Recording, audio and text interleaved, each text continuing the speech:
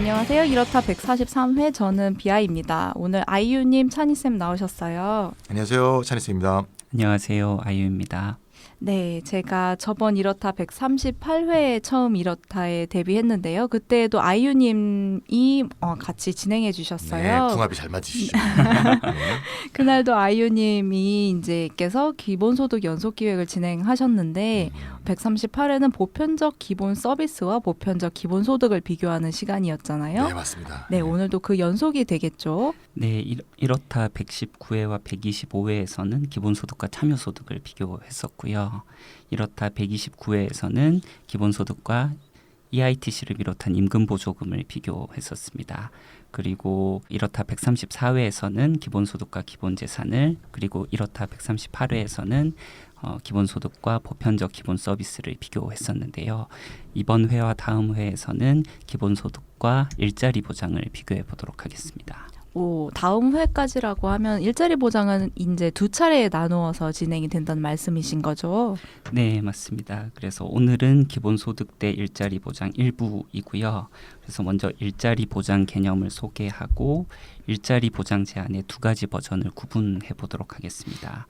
그리고 기본소득 지지자들과 일자리 보장 지지자들의 첫 번째 논쟁이라고 할 수 있는데요. 그 러커스 저널 오브 로 앤 얼번 팔러시라는 저널이 있습니다. 거기서 이제 2005년 가을호에 그 여러 가지 특집 논문들을 실었었는데요. 거기서 게재된 필립 하비 논문의 내용을 소개하고 이를 비판적으로 평가해 보도록 하겠습니다. 필립 하비가 러트거스 대학 교수였죠? 네, 법대 교수입니다. 네, 맞습니다. 예. 지금도 교수인가요? 지금도 아마 하는 아마도 것 같은데. 그럴 겁니다. 예. 제가 질문이 하나 있는데요. 네. 여기서 참여소득이라고 하는 네. 이제 또 기본소득과 비교가 많이 되는 개념이 있잖아요. 네. 그러면은 이 참여소득과 필립 하비의 일자리 보장에 네. 있어서의 약간의 개념 차이 같은 것이 궁금해지는 것 같아요. 아, 네. 참여소득은 일단 유급 노동까지 포함을 하기는 하는데요. 그것뿐만 아니라 가사노동이라든지 돌봄 노동이라든지 그다음에 자원봉사활동이라든지 다양한 공동체 활동 이런 것들까지 다 포함을 하는 사회적으로 개념이 굉장히 넓죠. 예. 예, 맞습니다. 그래서 사회적으로 유용한 활동을 하는 것에 대해서 보상을 하는 체계라고 보시면 되겠고요.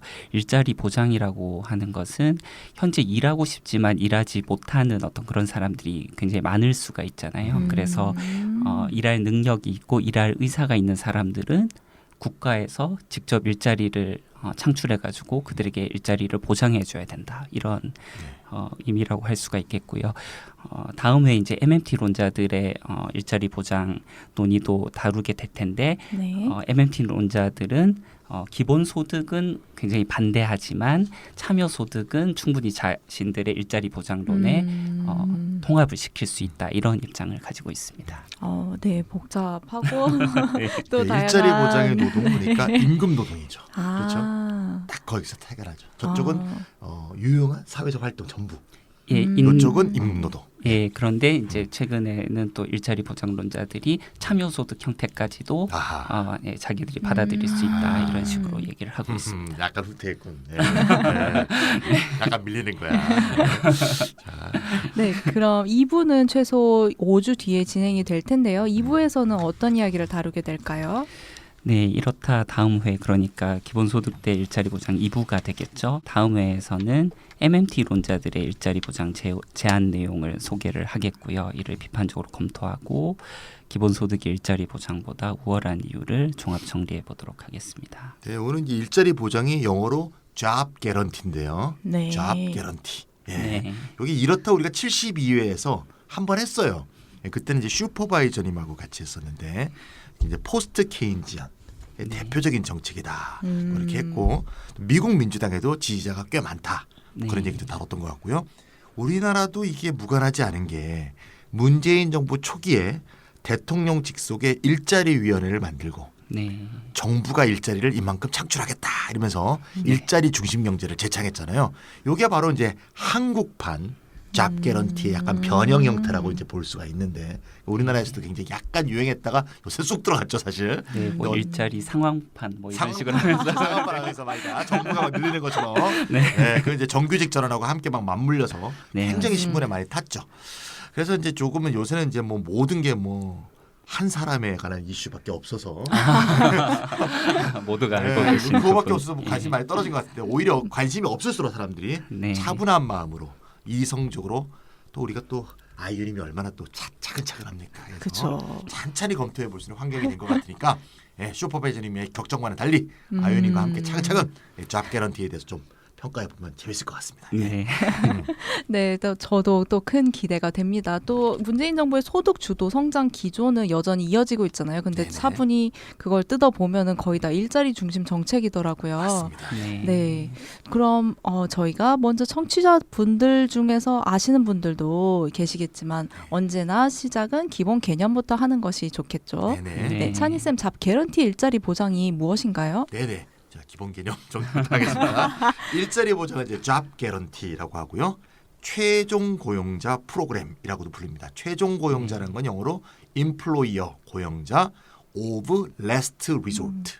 last resort라는 표현이 좀 어려운데 마지막으로 의지할 수 있다. 아, 네. 마지막으로 호소할 수 있다. 이 사람한테 최종 의지한다. 그런 뜻이에요. 그래서 마지막으로 고용자가 되는 그런 프로그램이라는 뜻인데 누가 마지막 고용자가 되는 건가 하면 정부가.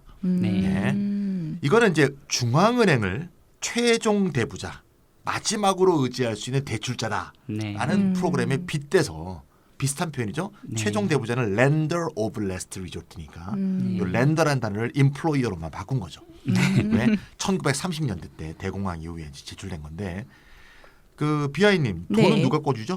은행이 꿔주죠. 네, 그럼 은행은 누구한테 꿔줍니까? 시중은행은 중앙은행에서 네. 꿔지 않나요? 그러니까 중앙은행이 최종 대출자, 최종 대부자인 거죠. 결국 거기서 나오니까. 그러면 결국 일자리는 누가 제공하죠? 정부? 기업이 제공해요. 기업. 아직 그렇죠. 벌써 잡개런티에 빠지셨군. 네, 저 화마에 빠지셨어 지금. 네, 근데 기업이 제공하죠. 그죠. 네. 기업이 제공 못할 때 누가 제공하죠? 그걸 정부가 제공하자. 그래서 최종 고용자로서의 정부 이런 얘기입니다. 그래서 자금이 부족한 모든 은행에다가 그걸 대부해 주는 역할을 중앙은행의 통화 정책이 하듯이 네. 재무부의 재정 정책도 일자리 찾을 수 없는 노동자들에게 직장을 최종적으로 공급해 주는 역할을 포함해야 된다는 세상. 이게 바로 최종 고용자로서의 정부 일자리 보장 정책이다 이렇게 볼 수 있습니다. 네. 중앙은행의 통화 정책이 최종 대부자 역할을 포함한다면 재무부의 재정 정책은 최종 고용자의 역할을 포함해야 한다. 바로 그겁니다. 예. 그래서 일할 준비가 갖춰져 있고 일할 의사가 있는 개인들 모두 이게 사실 뭐 실업자의 정이기도 하죠. 모두에게 일자리를 얻어주겠다. 이렇게 정부가 약속하는 프로그램 이게 잡 개런티가 되겠습니다. 예. 네, 민간이 고용을 창출하지 못하면 정부가 최종적으로 그 고용을 창출해 주겠다고 약속하는 프로그램이네요. 네. 최종 고용자라는 말의 의미가 이제 청취자분들께 잘 이해가 되셨으리라고 생각이 됩니다. 아까 이 생각이 처음 제출된 것이 1930년대라고 하셨는데 네네. 아이유님 그럼 이런 생각이 최근 미국에서 다시 인기를 끌고 있다고 하는데 네, 맞습니다. 이따금씩 모두를 위한 일자리 보장 또는 일할 능력이 있는 모두를 위한 일자리 보장에 대한 옹호가 급증하곤 했는데요. 최근에는 자기 스스로를 사회민주주의자, 그러니까 사민주의자로서 중도 좌파에 위치짓는 많은 정치인들과 사회과학자들이 또 일자리 보장을 많이 주장을 하고 있습니다. 그래서 미국에서는 버니 샌더스, 코리 부커, 엘리자베스 워런, 와. 카말라 해리스, 네. 커스틴 길리브랜드 등을 포함해서 유명한 민주당 상원 의원들과 다음 대선 후보들이 이제 일자리 보장 아이디어를 지지한다고 말한 바가 있죠. 그렇군요. 그리고 영국에서는 가디언지에서 일자리 보장을 노동 정치로에 환영할 만한 귀한 뭐 이렇게 얘기하면서 일자리 보장 아이디어를 명백히 지지한 바도 있습니다. 가디언지도 이제 사회민주주의 노동당 계통의 그런 정론지죠. 네. 그리고 이게 또 판파리스와 판데르보트도 이제 2017년 책 그리고 우리나라에서 2018년도에 번역된 책에서 이제 기본소득에 대한 대안으로서 이제 일자리 보장 아이디어가 많이 제기가 됐는데 이것은 일자리를 얻을 권리를 법적으로 보장하는 것이라고 할 수가 있겠고요. 그러니까 기본소득이 소득 보장이라고 할 수 있다면 일자리 보장은 고용 보장이라고 할 수 있겠죠. 그래서 일하지 않고 소득을 얻을 권리, 이것이 이제 기본소득에 대한 권리가 될 텐데 이것이 아니라 일자리 보장은 소득을 벌 수 있는 일자리에 대한 권리다. 이렇게 정리를 한 바 있습니다. 이 앞뒤가 거꾸로 돼 있네요. 일하지 않고 소득이 아니고 소득을 얻을 수 있는 일자리. 말장난 쳤네. 빰빠레스가. 예. 그러면 궁금한 것이 있는데요. 정부가 나서서 일자리를 창출하는 게 처음 있는 일은 아니었던 것 같아요. 그렇죠. 네, 과거 이제 대공황 시기에 미국은 이른바 그 유명한 뉴딜 정책에 따라서 정부가 주도해서 이제 거대한 토목 공사를 했었잖아요. 네. 우리나라도 정부와 지자체가 이러저러한 일자리를 만들어내 왔고 또 굉장히 다양한데 이런 것들과 최근 등장한 일자리 보장은 어떤 차이가 본질적으로 있는 거죠? 네, 아주 좋은 질문인데요. 여기서 주의해야 할 점은 공공사회 서비스, 공공인프라 등의 분야에서 이루어지는 정부의 직접 일자리 창출, 그러니까 영어로는 다이렉트 잡 크리에이션이 되겠죠. 이것과 일자리 보장을 개념적으로 뚜렷이 구분해야 한다는 점입니다. 잡 크리에이션과 잡 개런티는 다른 것이다. 오늘 영어 많이 나옵니다. 잡 크리에이션. 네, 물론 이제 일자리 보장이 정부의 직접 일자리 창출을 주요한 정책 수단으로 삼는 것은 맞습니다. 하지만 일자리 보장은 민간 부문에서 노동 인구를 모두 고용하지 못하여 생긴 일자리 갭이 있겠죠. 잡갭이라고 표현할 수가 있겠는데요. 이것을 완전히 메울 만큼 완전히. 즉 노동 능력은 있지만 일자리를 구하지 못한 사람들을 모두 흡수할 만큼 공공부문의 일자리를 충분히 모두 흡수해야 된다. 그것도 이제 경기 불황기뿐만 아니라 경기 호황기까지 포함하여 일시적인 게 아니라 항상적으로 창출하여 제공함으로써 완전 고용 또는 이제 강한 완전 고용을 달성하겠다는 매우 야심찬 형태의 정책 구상이다. 이렇게 말씀드릴 수가 있겠습니다. 그렇기 때문에 일자리 보장에 대한 반대와 비판이 정부의 재정 정책에 대한 반대랄지 아니면 공공사회 서비스 확충이나 공공인프라 확충 그리고 정부의 직접 일자리 창출 일반에 대한 반대로 결코 오해되어서는 안 된다. 저는 그렇게 생각합니다. 네, 일자리 보장은 완전 고용이라는 목표를 하는 엄청난 전략적인 기획이군요. 모두 어마어마합니다. 항상적으로 장난 아닙니다. 그냥 정부가 나서서 일자리를 좀 만들어 볼게 이런 게 아니었어요. 따라서 정부의 재정 정책, 정부의 공공 인프라 그리고 일자리 정책 등 찬성하는 사람이라고 하더라도 일자리 보장 노선은 반대할 수 있는 것이다. 두 개는 질적으로 다른 것이다. 이런 말씀이시죠? 네, 그렇습니다. 네, 마지막에 얘기하신 부분은 아이유님께서 자신을 말씀해 주신 것 같아요. 그렇죠. 왜 저거 상상하는데 일자리 보장은 나는 공공부문은 여전히 중요하죠. 그렇죠, 중요하죠. 사회적인 필요나 이런 것들을 다 이제 충족시키기 위해서 굉장히 다양한 서비스도 필요하고 인프라도 필요합니다. 네, 자신이 지금도 잡 개런티를 반대하고 비판하더라도 정부의 일자리 창출 노선 자체를 반대하는 것은 아니니까 그 점은 분명히 하고 시작하시자. 네, 이런 말씀이셨습니다.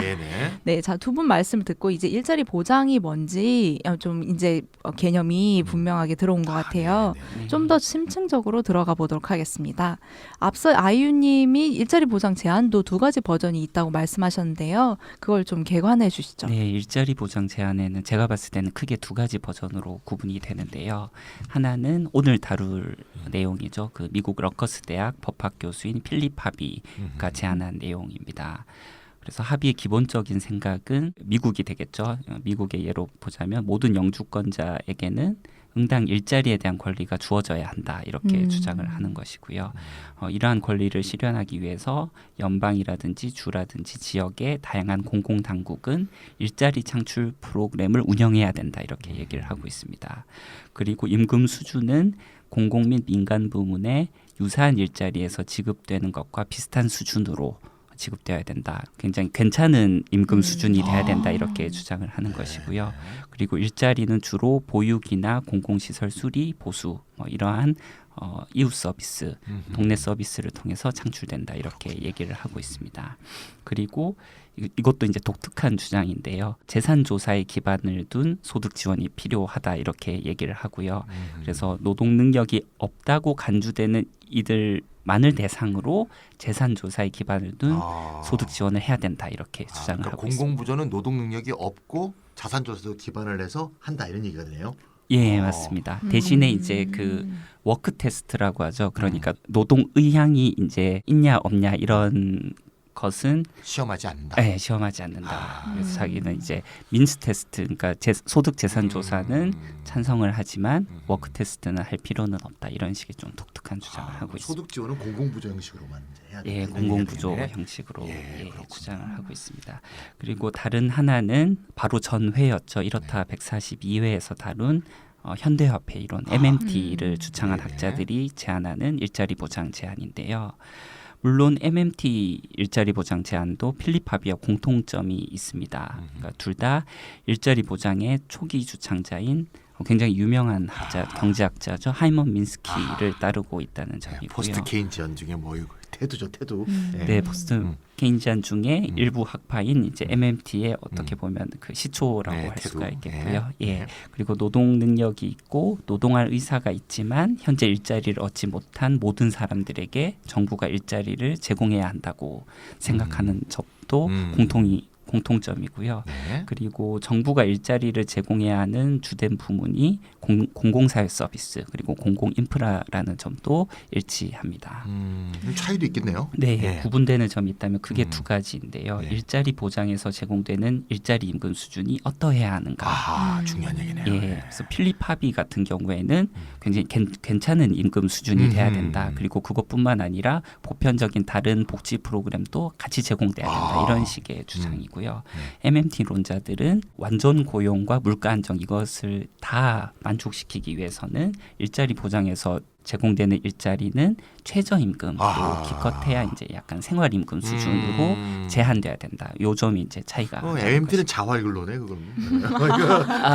너무 심하게 얘기했나? 아 이거 좀 낫네요. 하여튼. 그들은 예, 네, 그렇게 좀 주장하지. 낫다. 아, 예, 인플레이션도 고려해야 그래도 되고. 최저임금 정도면 괜찮지 않냐, 생활임금 정도면 자활근로는 괜찮지 아니고. 않냐, 뭐 이런 죄송합니다. 얘기를 하고 있는 것이고요. 그리고 일자리 보장이 기본소득보다 어떤 점에서 우수한가 이것도 이제 좀 차이가 납니다. 그러니까 필립 하비 같은 경우에는 기본소득도 굉장히 좋은 정책 구상이긴 한데 일자리 보장보다 비용이 훨씬 많이 든다 이런 식의 주장을 상대적으로 하는 좀 것이고요. 떨어진다.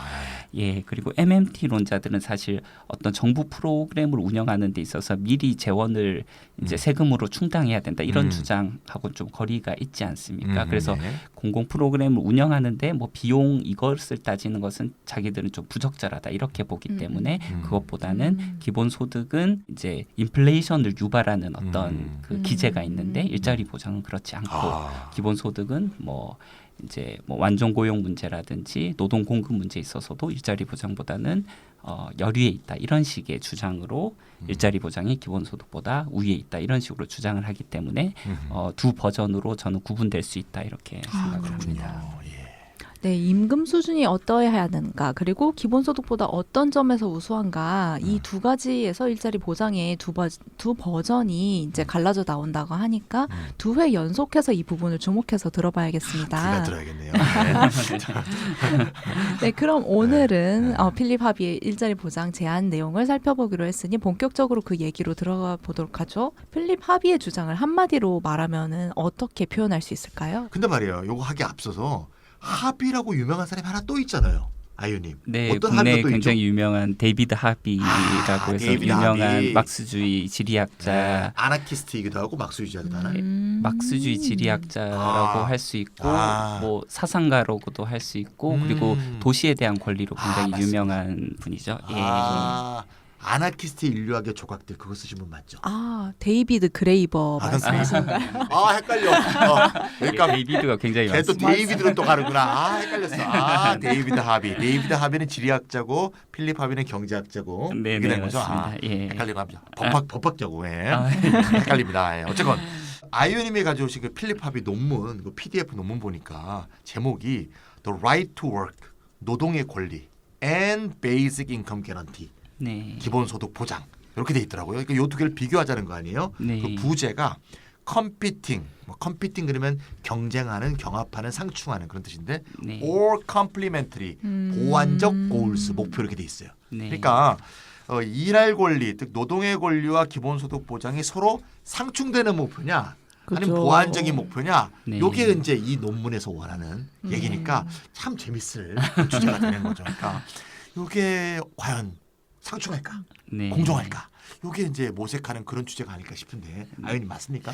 네, 음. 일단 이제 필립 하비의 음. 주장 논문에서 다룬 이제 주장을 요약을 해보자면 필립 하비는 만약에 노동의 권리, 그러니까 right to work가 노동을 임노동으로만 국한하는 것이 아니라 돌봄 노동, 가사 노동, 자원봉사 등 사회적으로 유용한 다양한 활동들까지도 모두 포함한 굉장히 넓은 의미로 만약에 정의를 한다면 자기도 기본소득 보장이 노동의 권리를 보장하기 위한 이상적인 수단일 것 같다 이렇게 인정을 하고 있습니다. 노동 범위를 넓히면 네. 기본소득이 이 권리를 보장하기엔 좋다. 네네. 하지만 그는 그 전통적 의미에서의 노동의 권리, 그러니까 임노동이죠. 를 지킬 수 있는 합리적인 수단은 여전히 존재하며 그것이 바로 일자리 보장이라고 주장을 하면서 우리 이것부터 해볼 수 있는 것 아니냐 이렇게 얘기를 하고 있습니다. 그리고 필립 하비는 자신이 일자리 보장을 옹호한다고 해서 기본소득 아이디어를 완전히 기각하는 것은 아니다 이렇게 얘기를 하고 있는데요. 그런데 이게 모두에게 기본소득을 지급하는 것은 대상 자체가 모두니까 비용이 너무 많이 드는 것 아니냐 이렇게 얘기를 하는 것입니다. 네. 그래서 자신이 제안하는 특수한 형태의 기본소득 보장, 그래서 자산조사를 실시하는 형태의 기본소득 보장, 영어로 표현하면 이제 unconditional means tested public assistance benefit. 근데 이거 사실 좀 모순이 되죠. 이제 means tested 하는데 이게 어떻게 unconditional? 그리고 unconditional과 public assistance가 같이 들어가니까 이것도 좀 모순되는 것이긴 한데요. 그래서 자산 조사는 실시하지만 워크 테스트는 실시하지 않는 형태의 복지급여는 그것은 이제 자기가 사회적으로 바람직하고 자기가 옹호하는 주장이다 이렇게 얘기를 하고 있고요.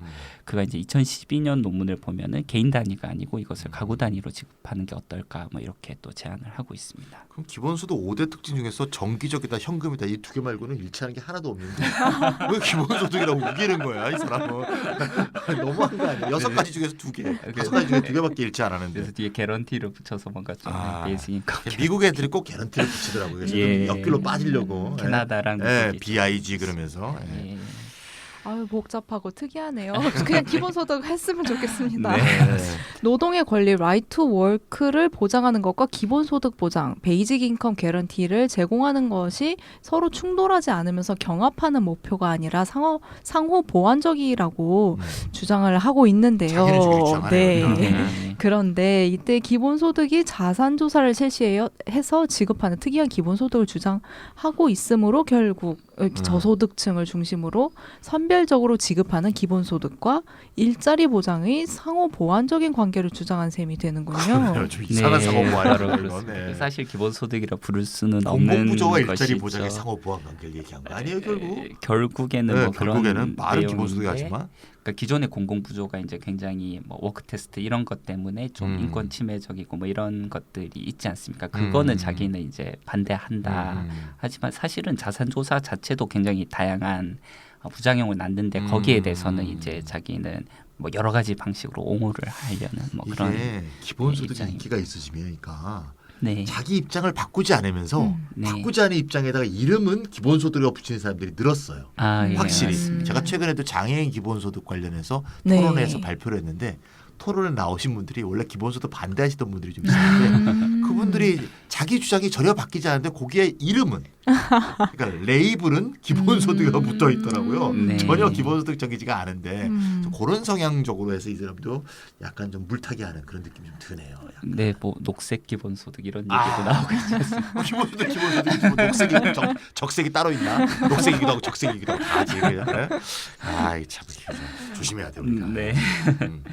그리고 이제 필립 하비는 세계 인권 선언이 기본소득보다 일자리 보장에 더 친화적이라 뭐 이런 입장을 좀 취하고 있습니다. 그래서 1948년 12월 10일에 세계 인권 선언이 채택이 됐죠. 그렇죠. 예. 거기 이제 뭐 22조부터 28조 얘기를 음. 언급을 하고 있는데요.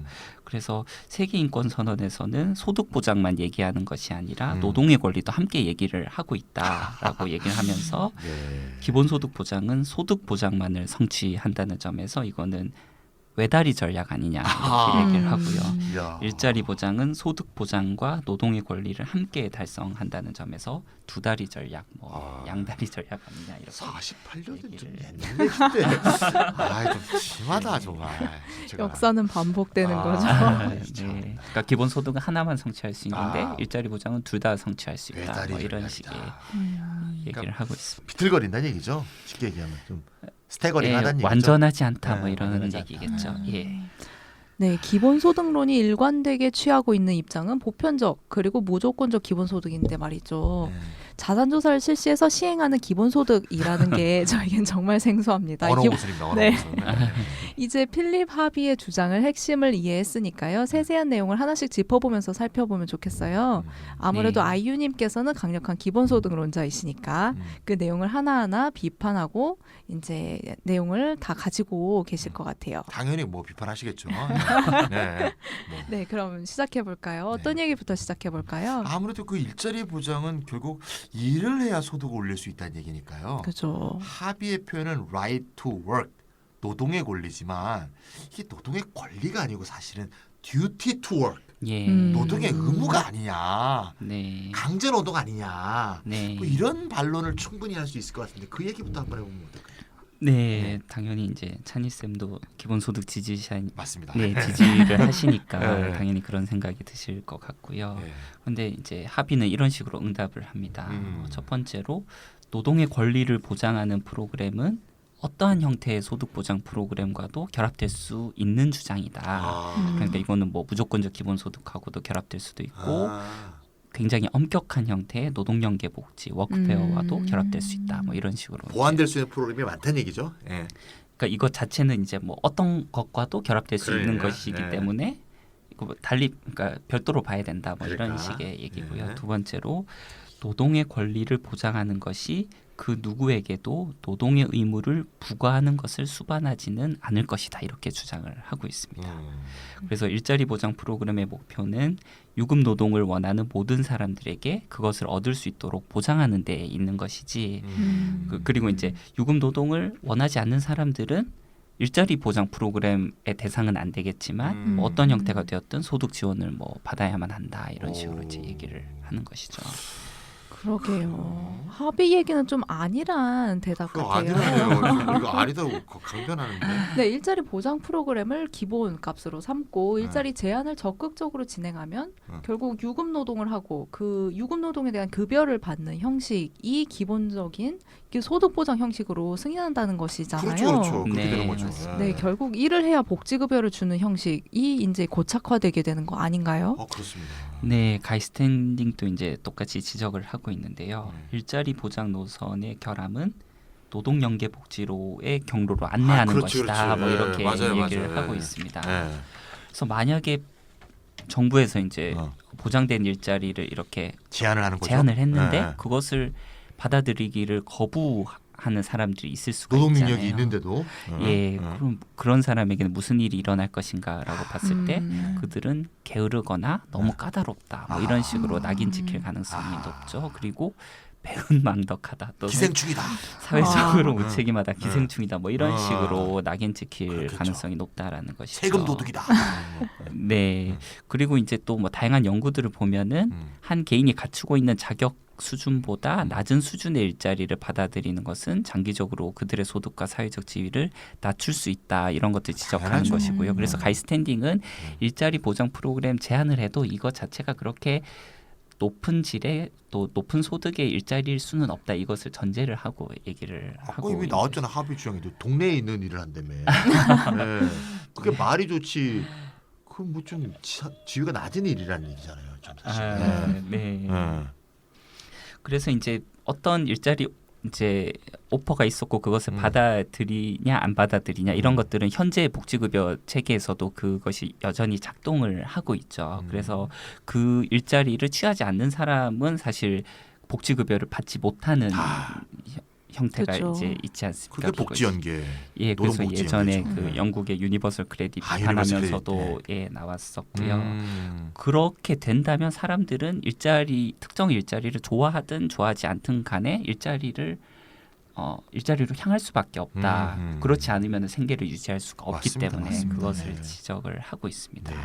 그리고 제가 볼 때에는 합의는 일자리 보장과 소득 보장 프로그램을 상호 독립적인 것으로 보는 듯한데요. 아까 그렇게 말했네요. 예, 하지만 그는 일자리 보장 자체가 특수한 형태의 소득 보장 프로그램임을 보지 못하는 것 같습니다. 그러네. 그래서 정부에서 제안하는 음. 일자리를 받아들일 때에만 일자리 보장 프로그램으로부터 소득을 지원받을 그렇죠. 수 있는 네. 것이죠. 네네. 그리고 합의는 유급 노동을 원하지 않는 사람들도 그것이 어떤 형태가 되었든 소득 지원을 받아야만 한다고 말을 하고는 있지만 사실은 정부에서 제안한 일자리 보장 프로그램에 참여하기를 거부한 사람들은 현재 조건적인 사회보장 프로그램, 그러니까 굉장히 고용 중심적인 복지 정책이죠. 여기 하에서는 소득 지원을 거의 받지 못하거나 매우 제한적으로만 받을 것이라는 것이죠. 그래서 생계를 충분히 맞아요. 영위할 수 없게 될 것입니다. 합의가 아까 얘기한 거 보면 합의가 생각하는 기본소득은 네. 자산 심사도 하고 노동 능력이 없어야 된다며. 네네. 그게 사각지대가 생기게 돼 있죠. 그래서 네, 맞습니다. 그럼 안 그러고 그게 거기에 해당되지 않으면 무조건 그 일을 해야 되는 거고. 예. 사실 뭐 정부가 일자리를 제안했을 때 그거를 정말 자발적으로 네. 내가 정말 해야 된다 싶으면 하고 네. 야, 이건 좀 내가 해야 될 일이 아니야 그러면 안 하고 이런 식으로 자발적으로 하면 참 좋죠. 네. 근데 그렇게 할 수 있는 방법이 있긴 있어요. 그게 네. 뭐냐? 무조건 좀 기본소득을 주면 그렇게 할 수 있지. 예. 그렇죠? 맞습니다. 협상력이 생기잖아요. 예. 네. 그래서 사람들은 그러면 정부에서 제안하는 일자리를 강제적으로 하지 않고 자발적인 선택으로 하기 위해서도 UBI 무조건적인 기본소득을 제공을 해야 되는데 이걸 거꾸로 생각하시네 이분은. 예? 참 큰일이네. 네, 맞습니다. 네. 네, 정부가 일자리 제한을 중심으로 사회보장 프로그램을 진행하면 사람들은 사실상 그걸 거부하지 못할 것 같잖아요. 그렇죠. 네. 네, 노동의 의무, 강제 노동, 이 워크페어로 귀결될 수밖에 없을 것 같아요. 네. 그러면서 일자리 보장 노선은 결국 이 빈민법 전통이 이어지는 것은 아닐까요? 네, 실제로 그렇게 비판을 많이 받고 있고요. 그런데 합의는 이제 뭐 이런 식으로 응답을 하고 있습니다. 그 빈민법은 빈민과 그들의 노동을 통제하고 규율하기 위한 빈민구호 체계다. 그런데 일자리 보장은 그게 아니라 비자발적 실업에 맞서 싸우기 위한 일자리 창출 이니셔티브다. 이것은 완전히 다른 거다. 이렇게 얘기를 하는 것이고요. 그리고 자산조사 기반 공공부조 프로그램들은 실업의 책임을 개인에게 지우고 있다.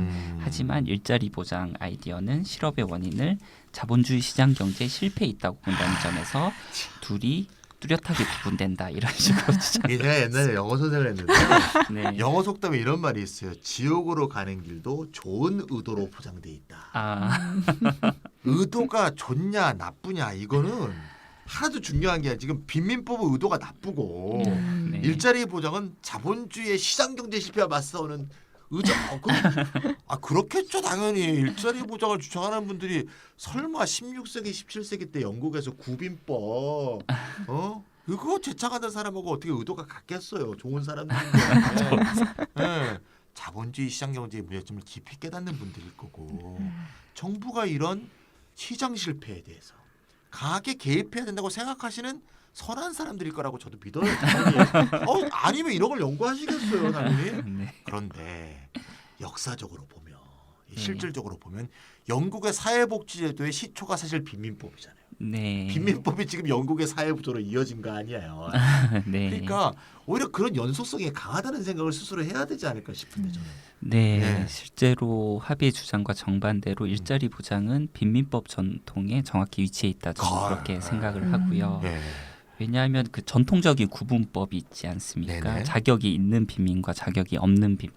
그래서 노동 능력이 없다고 간주되는 사람들은 복지 프로그램, 뭐 공공부조를 이제 지급받을 자격이 있다. 뭐 이런 게 이제 자격 있는 빈민, 디저빙 푸어라고 하죠. 네네. 반대로 노동 능력이 있다고 간주되는 사람들은 자구책을 모색해야 되는 것 아니냐. 일해라, 그렇기 일해라, 때문에 이거지. 복지를 제공받을 자격이 없다라고 하면서 이제 자격 없는 빈민, undeserving poor 이런 전통적인 구분에 네, 영국의 전통적인 네, 분류죠. 정확히 네. 여기에 이제 들어맞는 거죠. 일자리 네. 보장이라고 하는 것이. 네. 그래서 빈비법 전통에 있다고 볼 수 있고요. 그리고 아울러 일자리 보장은 자산 조사가 초래하는 수많은 문제점들에 대해서 거의 주목하지 않고 있는 것 아니냐. 그래서 뚜렷한 문제를 안고 있다고 생각을 하는데요. 자산 조사의 문제점은 뭐 앤서니 애킨스도 얘기를 하고 뭐 굉장히 다양한 사람들이 얘기를 했죠. 그럼요. 뭐 빈곤의 덫이라든지 뭐 실업의 덫이라든지 저축을 저해하는 효과라든지 낙인 효과와 수치심을 부여한다라든지 그리고 정신적 신체적 건강에 부정적인 효과를 낳을 수가 있고 제재 위협에 항상 또 노출이 되어 있죠. 네. 그리고 뭐 수급률 자체가 낮죠. 왜냐하면은 뭐 신청을 했을 때 또 거부당할 수도 있고 또 받을 자격이 되지만 왠지 그것을 받으면은 뭔가 나쁠 것 같고 뭐 사회적으로 이제 뭐 그렇죠. 나쁜 시선이 있을 것 같고 뭐 이런 것 때문에 사실 신청조차도 잘 하지 않는 경우들이 많다라는 것이고요. 그리고 행정에서 항상 이슈가 되는 것이죠. 받아야 할 사람들이 받지 못하는 오류 그리고 받지 말아야 할 사람들이 받게 되는 오류 이런 것들이 항상 생기게 되고 상당한 행정 비용과 행정 부담을 수반한다 이런 것들에 대해서 별로 주목하지 못하고 있는 것 같습니다. 그러게 말이에요. 이 기본소득이라는 건 사회에 이 존재한다는 것 자체만으로도 우리가 받을 수 있는 권리인 것인데 어떻게 네. 이렇게 쉽게 자산 조사형 기본소득을 말할 수 있는지 예 도저히 이해가 안 갑니다. 네. 안 받아봐서 그런 거. 네, 대상자가 될 일이 없다라고 네. 생각하시죠. 한편으로는 이렇게 근데 노동의 권리를 집착하는 것이 또 이렇게 막 이렇게 낯설지는 않아요. 네. 합의는 근데 왜 이렇게 노동의 권리에 집착하는 걸까요? 뭔가 나쁜 의도가 있지 않다고 나쁜 의도는 없을 거예요. 아마. 네. 본다면 이렇게 네. 생각하는 논리적인 근거 그리고 철학적인 기초 이런 것들을 나름 준비해 놓고 있을 것 같아요. 그럼 그 배후에 무엇이 있을까 이런 궁금증이 드는데요. 네, 필립 하비는 노동의 권리 주장의 철학적 기초로 크게 세 가지를 들고 있습니다. 그래서 자연권 관점을 들고 있고요. 법적 실증주의적 옹호론 이게 두 번째고요. 그다음에 인간 개발권 관점. 인간 개발권. 예, 말이 좀 어려운데요. 그래서 각각의 옹호론을 펼치고 있습니다. 그래서 자연권 관점에 대해서는 하비는 노동의 권리와 유사하다고 판단되는 다른 인권들에도 자연권적 속성을 가진다는 정당화가 광범하게 이루어졌다. 그렇기 때문에 노동의 권리도 자연권적 정당화가 가능한 것 아니냐 이런 식의 주장을 하고 있고요. 그리고 법적 실증주의적 옹호론에 대해서는 하비는 현실에서 집행되지 않는 권리라고 하더라도 역사가 전개됨에 따라서 공식적으로 인정되는 그리고 실제로 집행되는 권리로 충분히 변화할 수 있고 그것이 이제 역사상으로도 많이 드러났죠. 그렇기 때문에 이것은 기본소득 보장뿐만 아니라 노동의 권리에도 마찬가지로 적용될 수 있는 것 아니냐. 그러니까 미래에는 충분히 가능한 것 아니냐. 뭐 이런 얘기고요. 그리고 인간 개발권 관점에서 하비는 인간 개발권이 뭡니까? 휴먼 디벨롭먼트. 인간이 자신을 발전시키는 그 권리. 예, 맞습니다. 예. 예, 그래서 하비는 비자발적 실업 문제 그리고 특히나 사회 취약 계층이 다른 계층보다 더 많이 겪게 되는 그러니까 고용 기회 불평등 문제가 있죠. 네. 예, 뭐 특히 뭐 장애인 분들이라든지 뭐 이런 분들 그래서 이번에도 나왔잖아요. 인턴을 할 수 있냐 없는 것도 불평등하잖아요. 예, 아무나 인턴하는 게 아니에요. 예, 굉장히 불평등하죠. 엄청나죠. 예. 그래서 이런 고용 기회 불평등 문제 자체가 인간 개발권에 있어서도 문제를 낳는다는 점 그리고 현재 자본주의 경제는 여전히 임금 노동을 중심으로 조직되어 있다라는 거죠. 그리고 임금 노동은 인간 개발권에 있어서도 매우 중요하다는 점을 들면서 노동의 권리를 옹호하고 있습니다. 네, 노동권이 자연권이다. 정말 그럴까요? 네, 노동의 권리가 다른 인권들과 유사하다고 하면서 노동의 권리를 자연권이라고 볼 수 있다고 주장하는 것은 사실 근거가 약하죠. 그리고 노동의 권리를 자연권이라고 볼 수 있다는 별도의 논리 전개가 필요하다고 판단이 되고요. 호모사피엔스였어. 오랫동안 본다면 이게 아닌 것 같은데 자연권이. 네, 굉장히 긴 인류의 역사로 봐도 뭐 그렇죠. 아닌데. 예, 그리고 두 번째로 현재 집행되지 않은 권리라고 하더라도 역사적으로 이제 역사가 전개됨에 따라서 공식적으로 인정되는 실제로 집행되는 권리로 충분히 변화할 수 있다는 주장 자체는 옳죠. 하지만 노동의 권리가 미래에 그러할 수 있는지 그리고 그렇게 되는 것이 사실 바람직한지 이런 것들은 별도로 따져봐야 될 문제입니다.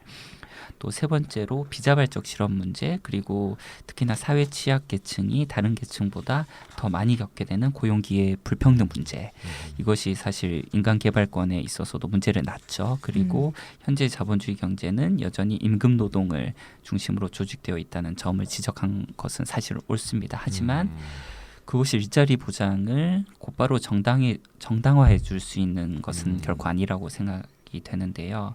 그래서 일자리 보장이 과연 비자발적 실업 문제를 일소할 수 있는지는 꼼꼼히 따져봐야 될 문제죠. 그리고 우리 시대의 문제들을 대처하는데 일자리 보장이 나은지 기본소득이 나은지는 또 제대로 검토해야 될 문제라고 생각합니다. 그러니까 아까 그 아이유님이 그 가디언지에서 쓴 제목이 노동정치로의 기환 그랬잖아요. 환영할 만한. 아 이게 네. 약간 기시감이 있어요. 네, 그렇죠. 많이 본 얘기고 우리나라에서도 삼인주의적인 성향을 갖는 정당이 네. 굉장히 많이 얘기하는 그런 얘기고 뭐 아시다시피 삼인주의는 기본소득하고 상당히 대극점에 있는 이렇게 좀 그런 경우가 약간 좀 많죠. 성향이 다른 그런 경우가 상당히 많죠. 그래서 네. 이게 지금 딱 들어보니까 자기 자체의 정합성은 있어 합의 얘기가. 아, 네, 맞습니다. 약간 이 통찰력이 딱 깨지를 못하는 것 같아요. 이게 생각해보세요. 자본주의 경제가 임노동 중심으로 조직되어 있는 거, 그거 누가 몰라? 다 알지. 네. 그러니까 임노동 능력을 개발시켜줘야 된다. 이렇게 지금 얘기하거든요. 자본주의에서 살아가려면 임노동을 해야 되는 거고 네. 그 능력을 개발하는 게 인간 개발권의 중요한 내용이다. 그건 네. 맞아. 맞는데 약간 500원입니다. 막 그런 느낌이 드는데 임노동을 중심으로 조직되어 있는 현재 자본주의 경제가 지금 심각한 위기에 봉착해 있잖아요. 네, 맞습니다. 이럴 때는 좀 고민을 해야지. 이걸 해결하는 방법이 임노동을 더 강화하고 더 전면하고 모두 완전 고용을 시켜서 해결하는 게 맞는 건지. 네. 그렇다고 임노동이 하루아침에 없어집니까? 없어지지는 않잖아요. 네. 그렇지만 임노동을 좀 약화시키고 완화시키는 방향으로 그렇죠? 네. 기본적으로 노동과 연계되지 않는 소득 우리가 말하는 이제 기본소득 이런 네. 것을 창출하는 식을 통해서 그걸 완화시키는 게 더 사회적으로 바람직한지 그렇죠. 이런 걸 학자들이 얘기를 해야지. 지금 뭐 주어진 조건이 그냥 이렇다 이러니까 개발을 해야지 이렇게 하면 이거는 저 포스트 캐피탈리즘을 바라보는 사람의 네. 그런 생각이 아니지 않는가 하는 생각이 좀 드네요. 네, 그리고 찬희 쌤께서 말씀해 주셨지만 자본주의 경제가 위기에 봉착을 해 있지만은 또 계속 플랫폼 자본주의라든가 그 질적으로 전환이 빠르게 또 우리가 생각할 수 없고 또 상상할 수 없었던 방식으로 이루어지고 있잖아요. 맞습니다. 또 인간의 활동 자체가 이 임금 노동으로만 한정될 수 없는 것인데 이런 것에 대한 또 상상력도 이 맞아요. 네, 합의의 의견으로 좀 제한되지 않나 이런 생각을 해보았습니다. 임노동이 네, 아닌 노동이 너무 많이 생겨나고 그러니까요. 있죠. 네. 그거 좀 미국에 있어서 좀 더디신 것 같아요. 한국에 있으면 빡빡 느낌 올 텐데 미국은 사실 그게 시골에 러트거스 대학 같은 시골에 있으면 그쵸, 그쵸. 잘 안 보여. 거의 배달 오토바이 별로 없고 안 보여. 그게. 네. 미국이 의외로 그런 게 뒤져요. 네. 느려요. 그런 게. 네. 네, 그럼 저희가 지금까지 합의의 이야기를 이제 개괄적으로 살펴보았다면 이제 2부에서는 집중 탐구를 한번 들어가 보겠습니다.